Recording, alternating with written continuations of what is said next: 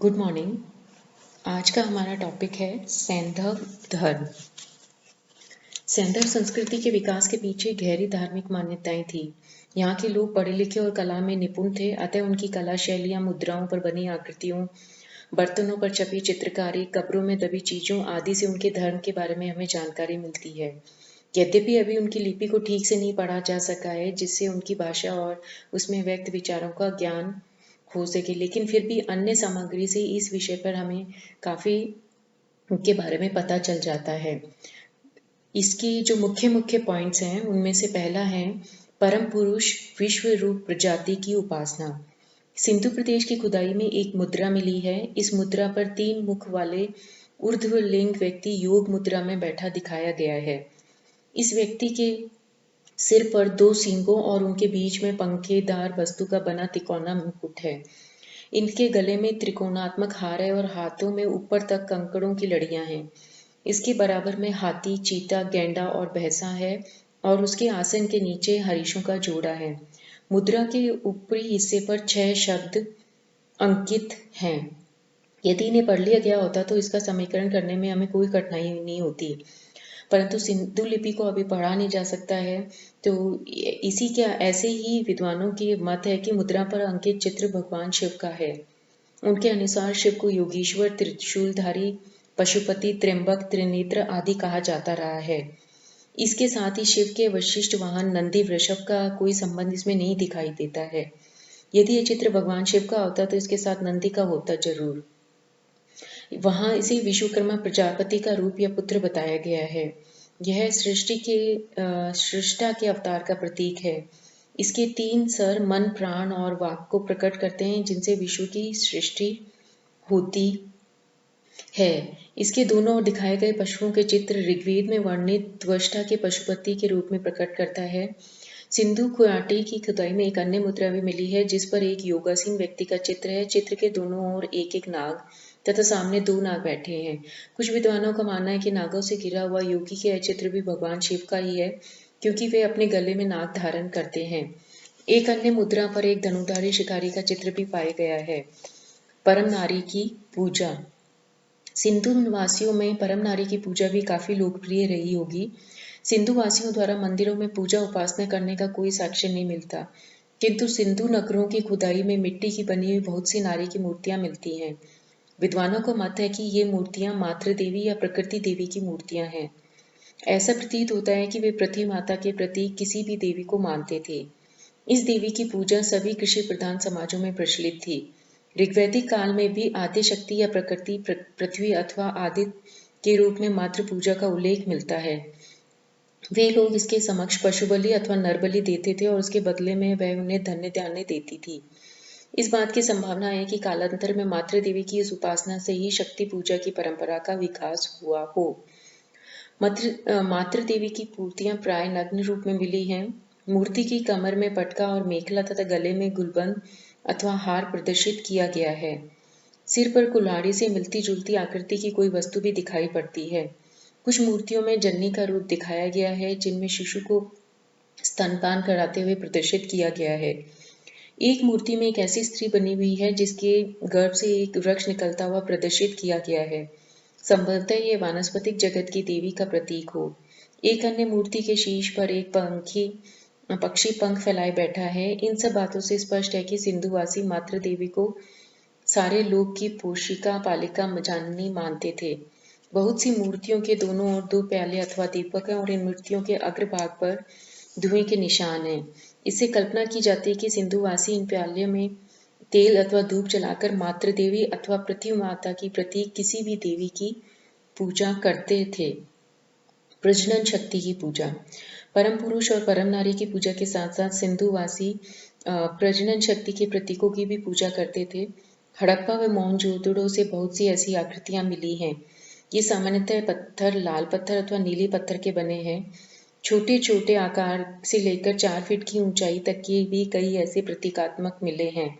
विद्वानों का मत है कि छोटे आकार के लिंगों की पूजा अपने अपने घरों में ही करते थे और बड़े आकार के लिंग स्थान विशेष पर रख के पूजा की जाती थी।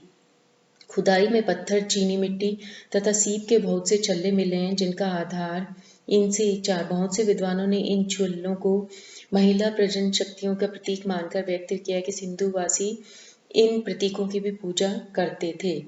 वृक्ष पूजा।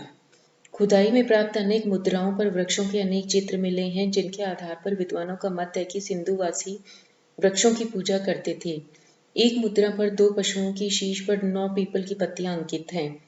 एक अन्य मुद्रा पर एक नग्न स्त्री का चित्र है, जिसके दोनों ओर एक एक टहनी बनी हुई है। उसके सामने पत्तियों का मुकुट पहने एक अन्य आकृति का चित्र है। मार्शल महोदय का मत है कि मुद्रा में अंकित टहनियां पीपल की हैं। कुछ विद्वानों का मत है कि वृक्ष पूजा के 2 रूप प्रचलित थे। एक वृक्ष को उसके प्राकृतिक रूप में पूजना, जैसे कि तुलसी का पूजन। दूसरा वृक्ष को किसी देवता के प्रतीक में पूजना, जैसे कि पीपल की पूजा। ऐसा लगता है कि सिंधुवासी पीपल को बड़ा पवित्र मानते थे। उनकी मुद्राओं पर पीपल के अनेक रूप मिले हैं। एक जगह इसकी 5 टहनियों पर 7 पत्ते ऊपर की ओर और 2 नीचे की ओर बराबर में एक श्रृंग साम दाएं बाएं बल खाते हुए दिखाई गया है। भारत में आरंभ से ही पीपल को ब्रह्म का रूप समझकर पूजा जाता है। कुछ विद्वानों की मान्यता है कि सिंधुवासियों में पीपल के अतिरिक्त तुलसी, नीम, खजूर, बबूल आदि वृक्षों की भी पूजा प्रचलित रही होगी। भारत में वृक्ष पूजा की परंपरा बहुत पुरानी है। बौद्ध लोग भी पीपल की पूजा करते थे। पशु पूजा। वृक्ष पूजा के साथ साथ सिंधुवासी पशु पूजा में भी विश्वास रखते थे। कुछ मुद्राओं पर बैल के चित्र मिले हैं। खिलौनों के रूप में भी बैल मिले हैं। मोहनजोदड़ो के एक ताम्रपत्र पर कुबड़दार बैल अंकित किया गया, इसलिए विद्वानों का अनुमान है कि सैंधव सभ्यता में बैल का भी बड़ा महत्व रहा होगा। शहरों की सड़कों पर बड़े बड़े बैल विचरित होंगे और लोग श्रद्धा से उन्हें भोजन आदि देते होंगे। विद्वानों का अनुमान है कि शक्ति के प्रतीक के रूप में बैल की पूजा भी काफी लोकप्रिय रही होगी। वैदिक परिभाषा में भी बैल देवत्व का प्रतीक माना गया है और बड़ा पवित्र समझा गया है। एक मुद्रा पर नाग की पूजा करते हुए एक मनुष्य का चित्र अंकित है। एक चबूतरे पर लेटे हुए नाग को दिखाया गया है। इससे स्पष्ट है कि सैंधव सभ्यता में नाग की भी पूजा करते थे। मुद्राओं पर हाथी, बाघ, भेड़, बकरी, गैंडा, हिरण, ऊंट, घड़ियाल, गिलहरी, तोता, मुर्गा, मोर आदि पक्षियों के चित्र भी मिले हैं। यह संभव है कि ये सभी पशु पक्षी सैंधव लोगों की देवी देवताओं के वाहन रहे हों, जैसा कि हम हिंदू धर्म में देखते हैं। सैंधव प्रदेश की कुछ मुद्राओं पर मनुष्य को चीते से लड़ते दिखाया गया है। इस चित्र में वृक्ष पर चढ़ा आदमी चीते को भगा रहा है, जो जाता हुआ पीछे को मुंह करके देख रहा है। ऐसा माना जाता है कि इन चित्रों में वृक्ष और मनुष्य प्रकृति के व्यवस्थित पक्ष के रूप में है और चीता उसके उद्दाम पक्ष का प्रतीक है। अग्निकृत्य, स्नान, ध्यान और जल देवता। सैंधव लोग किसी न किसी रूप में अग्निकृत्य या अग्नि पूजा भी करते थे। कालीबंगा के मकानों में कोयले आदि से भरे हुए गड्ढे मिले हैं और एक टीले पर चबूतरे के ऊपर कुएं और गुसलखाने के पास वेदियों की पंक्ति पाई गई है। यह कोई यज्ञ भूमि का प्रतीक है। यहाँ यजमान ऊपर की और मूछ मुड़वाकर और बाएं कंधे पर पीपल के पत्तों के डिजाइन की शॉल डालकर यज्ञ करते थे और अनेक छेदों वाले बर्तनों में वे सहस्त्रधार सोमरस वितरित करते थे। यज्ञ के बाद वे स्नान करते थे, जिसके लिए कुंड और तालाब बने हुए थे। सैंधव लोग संभवतः जल देवता में भी बड़ी श्रद्धा रखते थे। समुद्र, नदी, तालाब और कुंड को वे लोग देवता का निवास मानते थे। प्रतीक मुद्रा। खुदाई में प्राप्त अनेक अवशेषों पर सींग, स्तंभ और स्वस्तिक के चित्र मिले हैं। विद्वानों का मत है कि इन चित्रों का भी कुछ धार्मिक महत्व रहा होगा। संभव है कि ये चिन्ह किसी देवी देवता के प्रतीक रहे हों अथवा किसी धार्मिक भावना के प्रतीक के रूप में उनकी पूजा की जाती हो। कुछ विद्वानों की मान्यता है कि ये सैंधववासियों के अंधविश्वास के प्रतीक रहे हों और इनके माध्यम से रोग व्याधि को दूर भगाया जाता था। कुछ मुद्राओं पर बने चित्रों में नर नारियों को सींग युक्त दिखाया गया है। शीश पर सींग धारण करने का भी कुछ धार्मिक महत्व रहा होगा। धार्मिक प्रथाएं। मुद्राओं पर अंकित देवी देवताओं के चित्रों तथा प्रतीकों के अंकनता तो निश्चित हो जाता है कि सैंधव लोग साकार उपासना करते थे और उनमें मूर्ति पूजा प्रचलित थी, परंतु वे लोग अपनी देवी देवताओं को कहाँ प्रतिष्ठित करते थे इसका अभी पता नहीं चला है, क्योंकि हमें मंदिर अथवा उपासना स्थल कोई भी ऐसा नहीं मिला है। परलोक में विश्वास। सैंधव लोग परलोक में विश्वास करते थे। सैंधव लोग यह समझते थे कि मृत्यु के बाद मनुष्य की आत्मा दूसरे लोक में जाती है, अतः मुर्दे को या तो रस्मी तौर से कब्रों में दफनाया जाता था या उसे जलाकर उसकी भस्मी कलश में रख दी जाती थी। मुर्दे को दफनाते समय या भस्मी के साथ पशु, पक्षी, मछली, मनके, कर्तन आदि चीजें भी रख दी जाती थी, क्योंकि सैंधव लोगों का विश्वास था कि आत्मा का दूसरे लोक में जाते समय उसका सफर आसान हो और ये चीजें उसके सफर में काम आए। एक मृतभांड पर बकरा, गाय या बैल और कुत्ता अंकित है, जिससे शायद बकरे या पशु बलि की तरफ इशारा हो।